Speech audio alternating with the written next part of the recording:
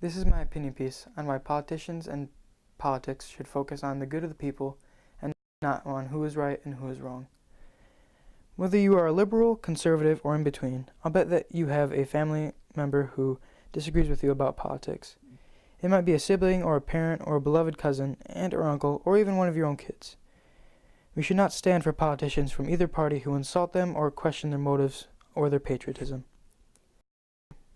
Most of the time it seems as though everybody in this country hates each other, and that they will never change. But a lot of the time people's attitudes towards each other are just the product of how they were raised. It's the same way with racism and sexism. If you were raised to hate or dislike a certain person because of how they define themselves, then you will most likely dislike that person. Though there are some who can raise above that and think of things from the other person's perspective, it can be very hard to do for some people. Liberals and Republicans hate each other because of how different they are. The Republicans think of the liberals as weak hippies, and the liberals think of the Republicans as monsters and destroyers.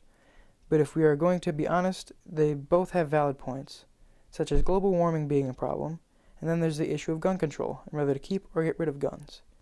If these two sides could stop arguing about who's right and who's wrong, and start focusing on what's good for the people, then this whole mess might get a chance to get better. To conclude this video, I will leave you with this. Conservatives are not racist and misogynist, and liberals are not hippie stoners. Our fellow Americans who disagree with us are not our enemies.